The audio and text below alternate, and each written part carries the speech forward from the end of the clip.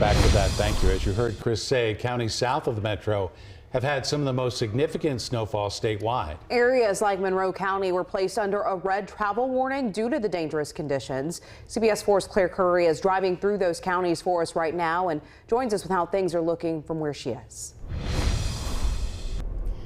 That's right. I spent the day in Bloomington today, and now I'm making my way up I-69 north as we speak. The roads are pretty cleared right now. Not many other drivers on the road, which is what emergency officials are asking for. And an update from them, as of about 5 p.m., that red travel warning has been reduced to an orange travel watch, but they just want people to be extra cautious on the roadways. Now, the trip down here this morning wasn't too bad on the interstates, but definitely, again, not recommended by emergency officials unless you absolutely have to.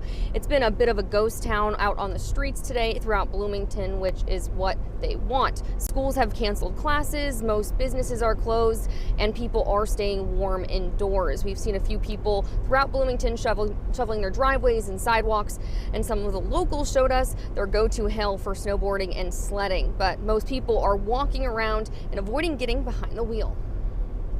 Very grateful to the people of the community who have heeded the warnings and stayed home. It's not always the easiest thing. People have jobs, people have commitments, but they have done extremely well.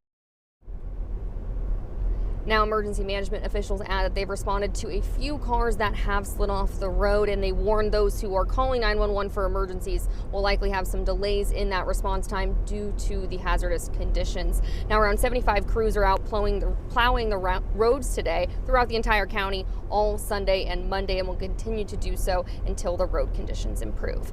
In Bloomington, Claire Curry, Fox 59 News.